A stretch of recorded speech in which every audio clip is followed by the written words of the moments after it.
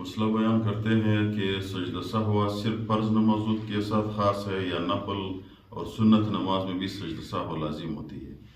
دوسرا مسئلہ یہ بیان کرتے ہیں کہ اکیلے نماز میں سجدہ سہو میں ایک طرف سلام پھیرنا ہے یا دونوں طرف میں۔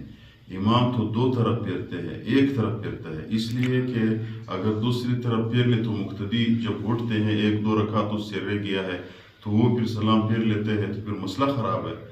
تو مقتدی اکیلے نماز کے لیے کیا حکم ہے؟ امام کے لیے تو یہ حکم ہے۔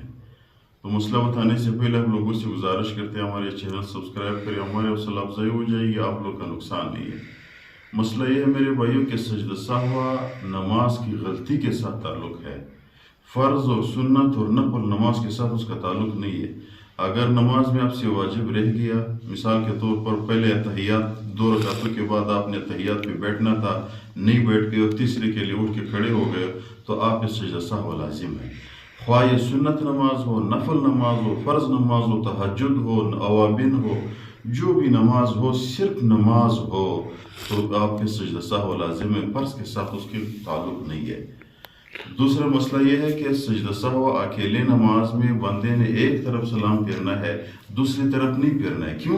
امام بھی اس لیے پھیرتا ہے ایک طرف، دوسری طرف اس لیے نہیں پھیرتا ہے کہ میرے مقتدی کھڑے ہوتے ہیں، وہ اس لیے پھیرتا ہے کہ اگر آپ نے دوسری طرف سلام پھیر لیا تو دو سلاموں پہ ان بندہ نماز سے مکمل نکل جاتا ہے۔ جب مکمل نکل گئے ہو تو آپ کی نماز ہی ختم ہو گئی، تو سجدہ سہو کرنے کا فائدہ کیا ہے؟ اس لیے ایک طرف سلام امام نے بھی پھیرنا ہے اور مقتدی نے بھی ایک طرف سلام پھیرنا ہے۔